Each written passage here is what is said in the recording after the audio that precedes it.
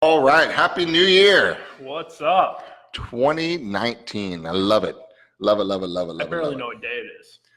Well, that's It's not a good start to the year. all right. Title of this one is How to Have a Simple Business in 2019. Not easy. Not easy. Simple. Now, here's what's a lot of fun. What I'm doing with the sales meeting here this morning and some of the coaching classes and things that I'm doing here today, it's all about simplicity, because why have it complex if you can have it simple? So let me go through some of the thoughts that we have for you to declutter the mind, because this is that time of year that everyone's got great expectations. They filled out their little business plans. They know what's going on, or they should have filled out a business plan. And then all this stuff is around. And it's about the time right now as the second day of the year where those dreams and goals are already off track, right? And the reason why is it's not simple and it's too easy. When you start to figure out what do I need to do, how many appointments, how many hours, how many of this, how many of that, all that's important. But for most personality styles, it just simply doesn't work, right? So let's talk about the simple version of kind of what I'm doing here with the agents in this office today, and then some of the other offices too. So let's keep it simple. So 2019 is too big of a picture. Right now, I want you to have your big pictures for health and relationship and business and finances, what you want to see happen to your life in 2019. That's critically important. But from a business perspective, so much can change and will change in these first 90 days of this year that I want to just focus on Q1. So if we just focus on Q1, that's the first step of simplification, is just that. I mean, what could happen in the next 90 days? A lot. We've got rates, we've got stock market ups and downs, we've got rates, question marks, what's going on there. You got the treasury rate. You got all kinds of things happening that people are looking at. You've got threats of buyer market shifts. You've got some markets that have already shifted. You have so many questions marks. So let's just work on what we can control right now, and that's Q1. Yep. Right. So here's the simple step. What do you want to put? And I want you to take a sketch if you can, if it's appropriate right now. Start thinking about this. What do you want to put in your bank account at the end of Q1? Now that's 13 weeks from now. That is January, February, March. At the end of March, what are we going to put down? What are you going to deposit or have earned in the first quarter of this year? And that's what I want to talk about today. Okay. So let's go through that. So 13 weeks is too big of a deal also, because we don't know what's going on. What we can control is this week. So here's what I wrote down with the agents. How much money, and I know it does go back because this is a business, how much income do you need to come into your lifestyle, to your household, to fund your household on a monthly basis that will make you comfortable and happy? Simple business, simple question. And we went around the room and, kind of varied around, and some people have lifestyles that have gotten very expensive, but most people, when you ask around, it's about $10,000 post taxes cash flow is a comfortable addition to their life if they have a spouse or somebody contributing there. So an extra 10 grand a month is pretty good. Yeah. So for the sake of that, if you need 20 grand, you're just going to double what we're talking about. You need 30 grand, you're just going to triple what we're talking about. Let's go back to 10. Wow. Right. So here's the thought process: is what do we need to do in order to make sure we're bringing in a consistent $10,000 after tax every single month to the household? So here's the point. Every week, I want you to think about this one. Every single week, you need one thing. And if you do one thing, that's going to make sure that you're earning 10 grand every single month. What do you think that one thing is? Talk to people. Talk to people, right? But ultimately, it's even bigger than that, because what's the result of talking to people is to get an appointment. Yep.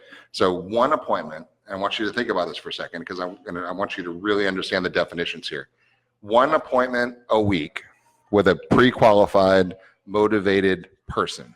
And it doesn't matter to me if it's a buyer or a seller. It's a pre-qualified and motivated person. So those two words I want to define for a second real quick. What is a motivated seller? What would you say? Someone who is ready to actually get their home prepared to go on the market. Okay. Ready to actually get their home prepared on the market. Okay. So that's right. So ready. I also wrote realistic. Okay. Realistic being price and timing, which means in order to be realistic, you've got to show them the reality about what's really going on in the marketplace. Because if they think they want 680 for their house and that's not realistic right now, you need to tell them the truth that it's not worth 680 right now, that it is what it is. So realistic, they have an idea about where they're going, and they have a time frame in which to be there. Yep. So those three things. And I want you to have a piece of paper or something in your phone that you check off when you're dealing with a lead. And if they're not realistic on their price, if they don't have an idea where they're moving to, and they don't have a time frame to be there, I'm going to argue with you that that is not a very strong lead right now. That should not count as one of your pre-qualified and motivated sellers, right? Because if you run in through this simple business plan, we're talking about just one a week. And so that's a lead that's not ready yet. And I'm talking about the motivated pre-qualified people is what we want to talk about. So that's which can take time. Because on average, to find them, you're going to have to talk to quite a few people, more than likely, to get to them. Now, you could get lucky, right? You could. And fifth person you happen to bump into is ready to do something, right? But it's a pipeline business. And if your pipeline is not full, if you actually trying to do this on a regular basis, you're going to struggle, because to find someone that is motivated, pre-qualified, and ready to go, right? The average time frame's 18 months, 12 to 18 months. For their process. For the incubation. From the buyer perspective, for sure. 100%. So seller or buyer. But here's the point. In this market, in your market, I don't care which market you're in right now, whatever market you're in, there will be a couple hundred properties that will come on the market this week, and there will be a couple hundred properties that will go under contract this week. Yep. Right? So that's proof right there that there is plenty of business out there. Guys, there is so much business to be had, and especially for those of us who are actually serious and want to work with it. So, but to your point, it's you don't know how many people you're going to talk to, and, there's no magic number. That's not simplified. We're going to get to the simplified version of who and what in a second, but I want to get to the simplistic part. So from a seller perspective, they're realistic, they have an idea where they're moving, they have a time frame. From a buyer perspective, there's three things that are going to qualify whether or not they are serious and motivated and pre-qualified.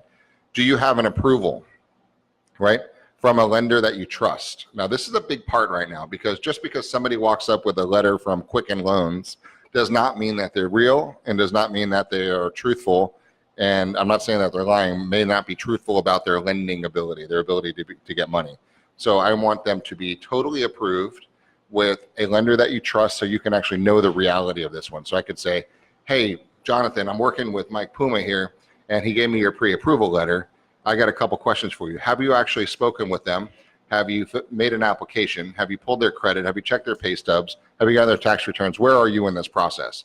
Because if they haven't gotten to that step of being serious, I don't know if I want to give up my one appointment this week to somebody who's not at that point. At least I know what to nudge them into. Does that make sense? Yep. And then I need to know from a buyer perspective, when do you want to be somewhere, and where do you want to be? Right? So do you have money? Where do you want to go, and when do you want to be there? Now, this is tough, because in our business, we want to help people and work with a lot of people all the time. And I'm not saying don't do that. I'm just saying that belongs in incubation time. I'm talking about we need one serious appointment with a pre-qualified, motivated client a week. To your point, it's going to take some time, but that's why I say a week. So if you have 7 days, and from Monday morning, and you worked as much as you can on Monday, and you didn't find somebody on Monday, guess what? Tuesday comes, and you work all day Tuesday. If you find one, great. If you find one that's half-assly ready, still doesn't count. You're working Wednesday. You're going to incubate the one on Tuesday, but you're not ready because he's not ready for you today. Then you got your Thursday, then you got Friday, then you have Saturday, and if you didn't find one Saturday, you're working Sunday. But if you find one good appointment a week, let me run through this math for a second. That's 13 appointments over the course of this whole quarter. And let's say you blow 5 of them. Just totally screw them up. They don't like you, you don't like them. They're not realistic on price. It doesn't work out. They list with somebody else. Doesn't matter. So you're still going to have 8 deals. Yep. 8 deals in a quarter is pretty damn good, no matter where you are out there. That's twice the national average in one quarter. And let's say your average price point is the average price point in the U.S. in the $250s to $280 range, and you're making $5,000 a deal. So that's $40,000 a quarter, right? Yeah. That's $160,000 gross.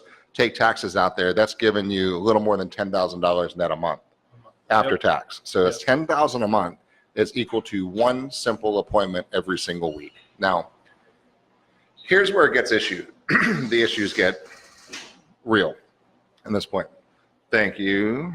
Straight vodka. Cheers. That's what it's all about. Here's where the issues get serious. That's simple as hell. isn't it? It's Yeah. not easy, but it's simple. Simple. You watching, for sure, if you had to, in the next 7 days, you could find one person who's absolutely serious about buying or selling real estate that you could put in your car, you can get in their living room, and you can present to it. You don't even have to get the appointment. You don't have to get the listing or signed, or they don't have to buy from you, but you need to be in an interview with one person a week. If you had to do that within 7 days from now, or your arms are going to fall off, would you do it? Yeah. Could you do it? And the answer is absolutely yes, which goes to the point that we were having even before we went live here today. It's so simple, it screws everybody up, because if you did that, you would have that money coming in. And if you needed 20 grand, you go on 2. So, but what stands in the way? And this is the biggest issue drunk monkey that we've been chatting about today. We call it the drunk monkey. The drunk monkey. It stands in there. But, me and Jeff in particular spend a lot of time trying to really understand the psychology of agents and why people in general do what they do. And one thing that continues to baffle us is you decided to leave whatever you were doing before. You were an accountant, you were an attorney, you were doesn't matter. You decided to leave that to venture out. So you had the guts to say, you know what? I'm going to give up that stable income. I'm going to give up the job that I went to school for years for, and I'm going to jump into this real estate thing. So But you justify it in your head. What are some things you tell yourself before you do it? Oh, there's a lot of money to be made. I know a lot of people that are moving. I'm sure I can, get in there and get started right away. I grew up here. I know a bunch of people. I know everyone. It'll be easy, right? I've watched HGTV. I can do this, right? They confuse simple with easy. So you convince yourself that you can do this. You take the school, spend a couple grand. Most markets $2,000 to $3,000. Yeah. And you take the test and you pass the exam and you're all excited because you got your license. And then, on a national average, you do less than one deal a quarter, or roughly at a deal a quarter. A quarter. Yep. 4 deals a year. Yep. And that's the part that blows our mind. So something in between you getting your license and actually going to work, something falls off. And I think there's obviously quite a few things that cause that. And this isn't just just the new people. This is for, let's say you've been doing this for 20 years or 10 years, and you want to add another 120 to your earnings, right? It's this simple to do that also, but for some reason you meet resistance along the way. Yeah, well, I think for a lot of people, I guarantee you a majority of the audience heard you say $10,000 post-tax income and said, yeah, get out of here. I guarantee it. They just don't believe that they can earn that. When the average household in America is sub $50,000 a year. And with one appointment a week. With one appointment a week. It doesn't seem feasible, and it sounds like a little cloud of fairy dust that's sitting up there that is unobtainable. And so then, you know what we do when we don't think we can do something? We just don't do it. That's a big issue. The big, to that point, Mike, is this. I think when you get down to it, everybody would love to have an extra 10 grand a month. That sounds good. But until you actually know what you're going to do with the extra 10,000, I'm not talking about a one-time hit of 10 grand, you go buy something fun. I'm talking about consistently an additional $10,000 post-tax income lands in your bank account, but it will not come next month unless you know what you're going to do with the cash. Like, have it earmarked and spent, directed into an account to something, whether it's a new house or investment house or a car or a savings, something. And if you don't know where it's going, it will stop flowing to you, right? This is the issue with real estate. There's a weird universal law out there that if you can't commit to where that money's going, it will never come to you. And then eventually they'll come to me and say, you're right, right? And it clicks and they're like, I got it. And now all of a sudden money's flowing. And then you get to that level, you're like, I wonder what my next level lifestyle looks like. Oh, that's 15 grand a month. Okay, let's get that one. There you go. What's my next level lifestyle? Boom. What's my next level lifestyle? What's my next level lifestyle? Or shit, I like this level, I'll stay here. That's fine too. But it's that question about what do you do? How do you get to that next level? And then the doubt comes in, like you're talking about, where they're like, sounds great, but fuck, I'm not willing to do it because I don't need it. It sounds good and it would be easier and it would be fun, But man, one appointment a week, how am I going to find one appointment a week? I got kids and I got this and one appointment. I could do it some weeks, but not every week. Why would I commit to something like that? I don't know. I'm not too big or too small or too old or too young or too white or too black or too something along the way. And then the drunk monkey starts going in your head. Like, I don't need that money. $5,000 would be just fine. Right. Yeah. And then you just get blown off course. So that's the point, is how do we, as your business partners and your friends, whatever, if we're not working together in this company, we're still here to help you. What can we do to help you get to that point to say, I'll take an extra $10,000 a month? One appointment a week, guys, that is not hard to do. Right? Well, I should say this, it's not difficult to do. It's very simple to do, but it's not easy, because you're battling a mental issue inside of your head that forces you not to do it. Right. I was talking to an agent here, and she'll probably bust me for calling her out on this, but she sent me a text message that said there's 290 expired listings came out, right? Just in this one marketplace right here, 290 expired yesterday on the first of the year, 290. And so I was busy with the family, and I looked later and I responded to that text. I said, that's great. How many have you gone to? Right? And it was, the response was, ha, ha, ha. I wouldn't get to all those until 2020. Right? And I'm like, okay, congratulations on having a non-successful year.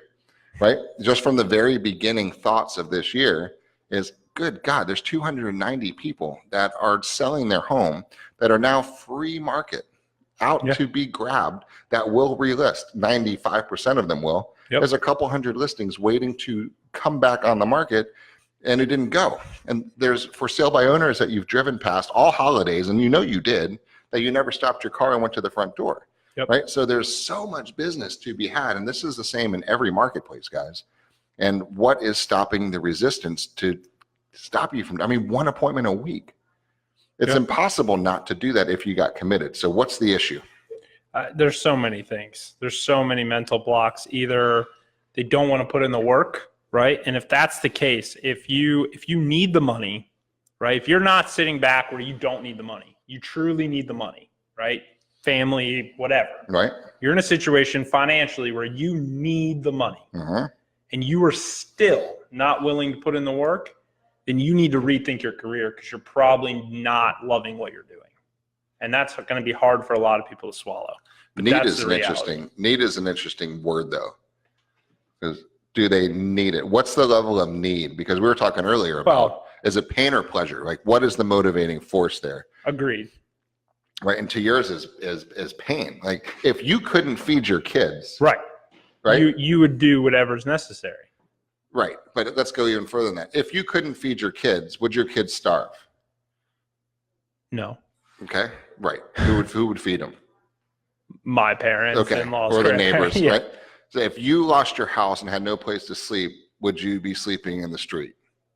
I hope not. No. Okay. Now I'm taking this to the extreme, but I'm taking all of the excuses and allowing them to build, because that's what your drunk monkey is doing.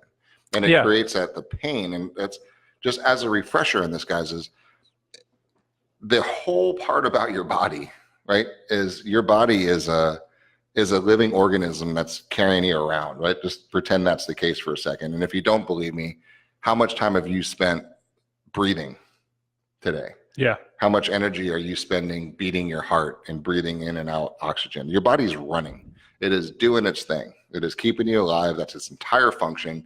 And just keeping you safe, keeping you alive, and keeping you comfortable. Right? And then here you come with, let me go make an extra 10 grand a month. Right? Because I want a faster car. I want a motorcycle. I want to do this. I want to take a trip. I want to do this. Your body is going into a freak out mode saying, wait a second here. Why would you do something to disrupt what I'm doing here? I'm here keeping you alive, jackass. And here you go with a great idea to go do something different. There's risk involved in that. That is stupid. That is not necessary. Why would you put yourself into that rejection situation? You're going to risk your family. You're going to do something stupid. You're going to get sued. Someone's going to yell at you. It's going to be hurt. You're going to get a flat tire. You're going to do this. Why would you even do? You don't even need the money. Why would you take the risk? Shut the hell up and sit back down and stay where you are. Right? And that's the conversation and you know it. That's the conversation that goes on in your head, because it goes on in everyone's head every time you try to do something new. And it is the most powerful salesman in the world, because it is entirely designed to keep you exactly where you are and to put every roadblock up as humanly possible in the world to force you to not do anything different that would get you to the next level lifestyle. And as soon as he wins, and you're stuck where you are and you're comfortable.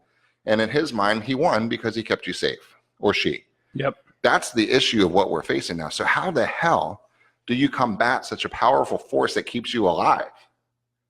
And what are you going to do? It's a serious battle. Huge. Yep. So what do? Most people, they don't. They do nothing. They do nothing. It's easier. And they live a safe, comfortable lifestyle. Not a bad one, but a safe, comfortable one with not a lot of highlight reel to it. And then how are some people able to push to a level beyond that and take that old vibration and doubt and fear and anxiety and just let it all come through and just let it boil through and say, you know what, stop it, forget it, that's it, I don't care, I'm doing it, watch me. Why can some people get there and some people not? Yeah. What do you think? I mean, what do you think it is? It's a complete mental switch. It really is. It's 100% mental. It's 100% mindset. And I believe it's experiences, because here's a little far out there thinking. Dream about something really cool. Let's take vacations are easy to think about, right? Yep. Where is a place you can go on a vacation that would be the coolest vacation you can ever possibly have, that would just fire you up and would be just tremendously awesome. Your kids would love it. Your wife would love it. You'd be just having a blast. What type of trip would you do? What would you do? Hawaii for sure. Okay. Hawaii for sure. Okay. Hawaii is a phenomenal place, an amazing experience, and that would be amazing. And it's for sure. And that's on your list. And I'm sure you're going to get there. Right. Do you think Hawaii is like going to a retention pond to some people? Yes. Okay. I'm sure to some. Okay. So, I mean, going to Hawaii is like going to a Motel 6 on a retention pond in the middle of Georgia. Okay. So, but here's my point. In Florida, we build homes on retention ponds and add waterfront value to them. Here's my point on this one. Everything is perspective. Yes. Right. And everything is what you can envision and what you can think of. Now, that Motel 6 retention pond is like Hawaii to somebody also. Right. Yes. Yes. So it's about what can you perceive? What could you think about? What can you picture yourself in? Now, you could have been on gold-lined penthouse in Dubai with a 200-foot yacht with a helicopter that brings you from the hotel to the yacht to go cruising around and going island hopping, right? That could have been on the list too. Yep. Right. But that doesn't come to most people's thought process, because that's an extravagant thing that it's hard to comprehend, because we don't live in Dubai. It's a foreign thought. It's a different place. You know, it's kind of there, but you never really felt it, breathed it, smelt it, tasted it, touched it. So what do you actually do? But I think it also comes back to the reality of, I think one of the positives of this exercise and what we're asking people to do at one appointment a week, right, is that it's so obtainable. We're not asking you to do anything really beyond what a normal salesperson would be asked to do. It's funny, my dad runs a very large sales organization, and when I told him about the one sales appointment a week, he goes, my guys would be fired if they only went on one sales appointment a week, right? And they sell copiers. Right. So when you think about it from that perspective, where most people came from other sales organizations, how many sales appointments were you actually on? How many were you expected to be on? I'm sure it was far more than what we're asking you to do. Now, with that said, there is a line, right? There's a line of, is income unlimited? Of course it is. But you also have to be self-aware enough to know, would I be willing to do the work that it would take to earn the income to take that trip and do 200 deals a year? Is 200 deals possible? Absolutely, it's possible. Would I want to make the sacrifices at that level needed to do that? No, right? So you have to be self-aware enough to know what your limitation is. But I also limitation by choice. By choice. And that means by choice is a key phrase because then I can't complain about it. I can't go to Hawaii and be like, man, I wish I was in Dubai in a gold-plated airplane, right? Like, I can't complain about it if I'm not willing to go there. I need to understand that, hey, yeah, we only went to Hawaii and we had a great trip, but I also coached both my kids in Little League and I had time off and it was great, right? Like, there are sacrifices to certain things.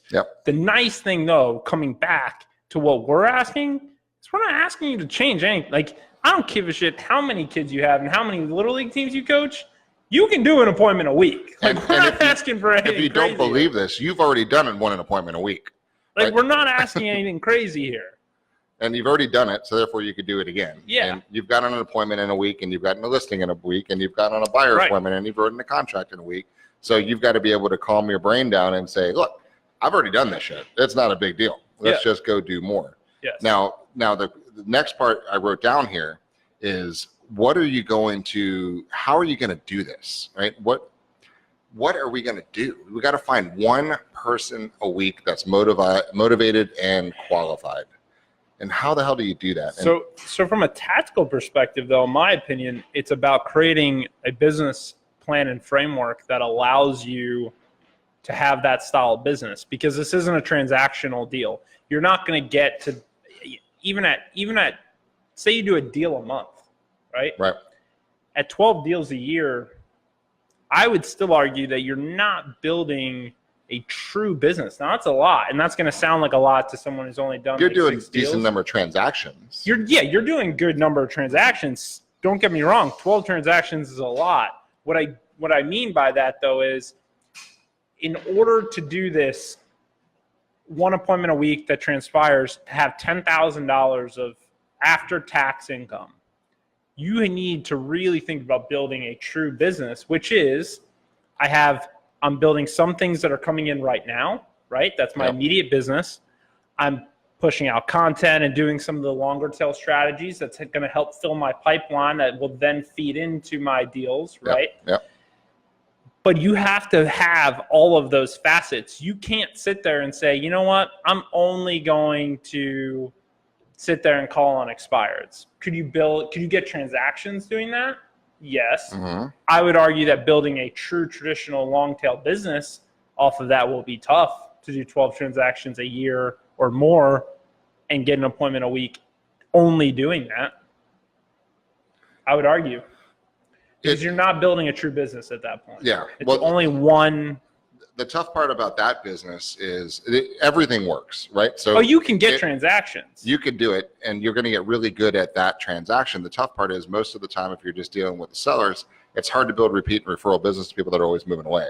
Right. So you got to take that into consideration too. But the other part is, I think the awareness needs to be very clear about attraction and repelling. Okay, because and let that really sink in.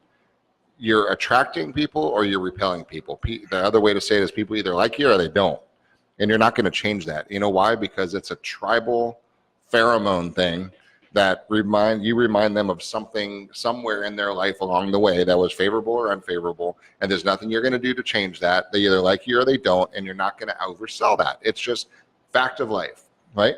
So now if you're in sales, and one of our main missions is to reintroduce sales into the real estate business, especially this year, because it's going to be needed as this market does shift. But if you're in the sales business, which you are in the business of sales, right, then sales is truly a numbers game.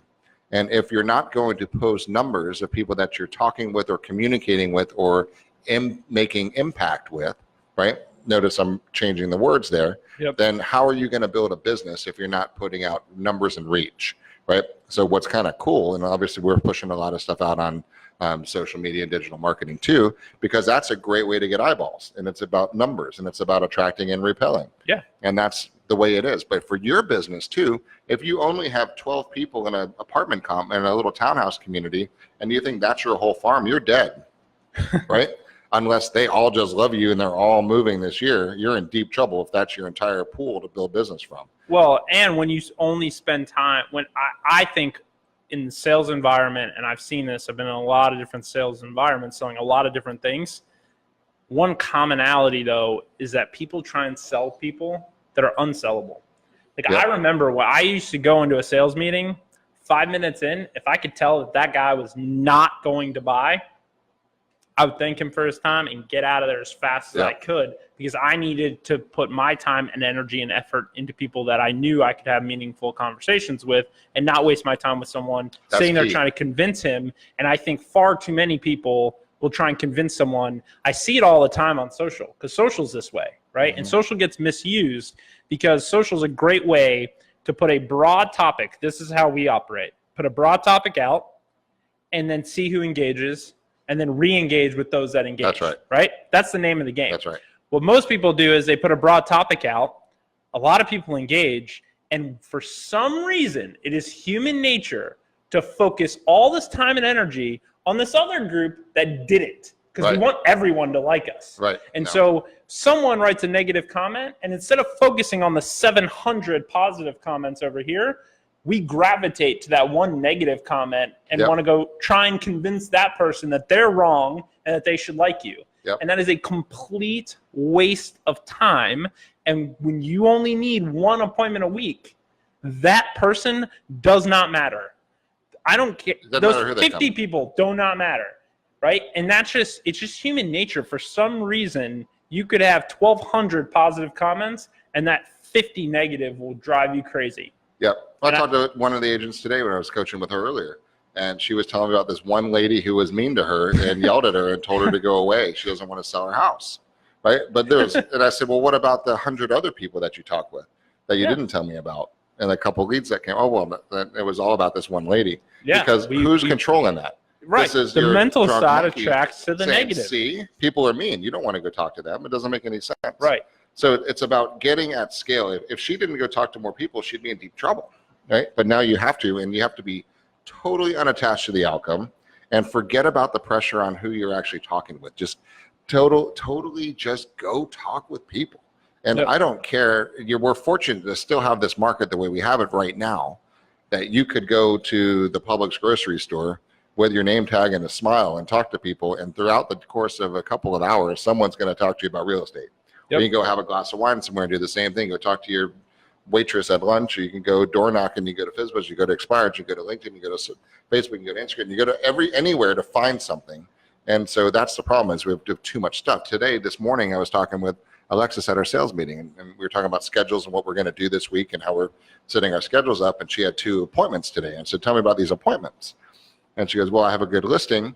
She got a $1.3 million listing, and there's two buyer showings today with another agent. I said, okay, that's great, but let's really dig into this for a second. Do we have approval letters from these buyers? And she says, yeah, I require that. So we got approval letters from these co-op agents, send over the loan approval from their buyer. And I said, okay, what did you do with that? And she goes, I didn't do anything with that. That's just what I asked them for. I said, okay, well, could we step up that game a little bit? And could I actually call that lender and say same thing? Hey, Jonathan, this is Alexis. I'm talking here. I see you're working with Mike on a property. You approved him. How far along are you in the process? Did you pull his credit? Did you pull his taxes? Is he ready to go? Is he serious? And should you go to that next level to make sure that A, you're not wasting your time, right? And B, that the seller shouldn't have had to make their bed, right? Unless that person is well qualified and motivated to actually do that.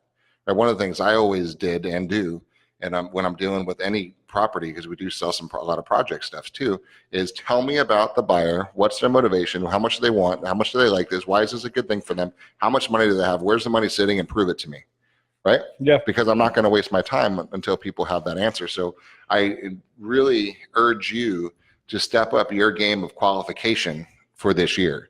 Because if a buyer is not willing to be ready, I'm not saying kick them to the curb and don't work with them, but don't work with them now, right? Incubate them until they're ready to get serious about this one. And if you're a buyer and you're not serious enough to go talk to a loan officer to figure out what you can approve for and run your credit and figure out the loan problems, what you can afford, I'm not going to work with you yet. I'll stay with you and pet your head and tell you you're pretty and incubate you on the way until you're ready to buy. But right now, you're not getting my time because I have time for one good person this week and it ain't your turn. Yeah, I think so. My closing remark, I think that all stems back to me for, there's a saying you use all the time that people buy with emotion and justify with logic. And it's 100% true.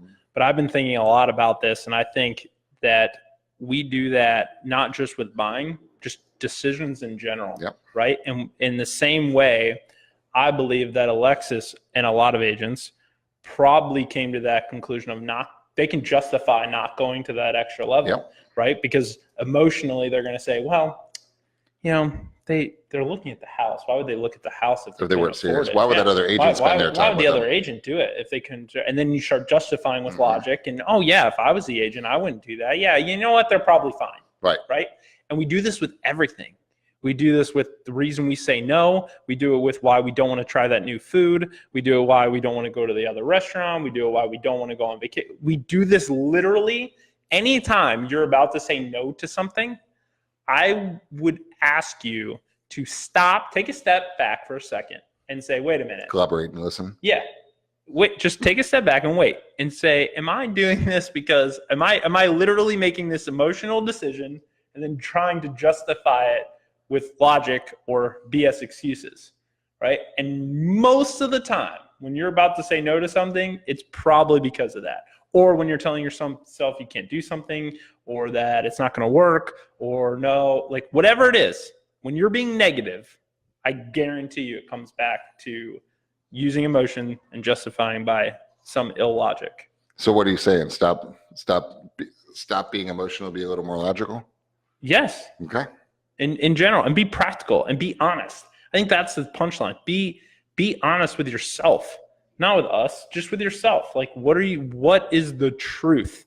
And if you don't really need 10 grand extra a month and you're okay with 5, then do one appointment every other week. Right. Yeah. But be honest with yourself. We were going around the room today and someone said, I'm going to make 50 grand this quarter. And then that became the cool thing to say.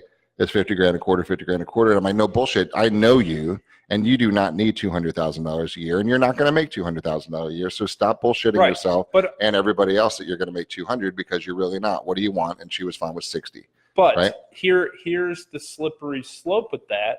And this is where you have to be more practical in your planning, right? In your actual business planning. Is the problem with that, though, is if I say, okay, you know what? I don't need that. I can do one every other week. Okay.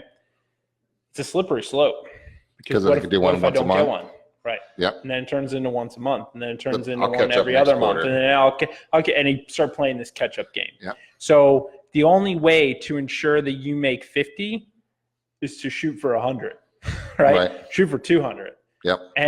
But know that, realistically, you may not get there, but you're sure as shit going to get to at least 50, right? If you put it in the work. So it's a slippery slope. Be careful with that. But it's impossible to not bring this income in of 10 grand extra a month. It's impossible. If you're going on one appointment with a motivated person that has life happening to them that forces a real estate move, and they're going to be hiring somebody, right? They're going to. And it may not be you, but at least you're at the dance.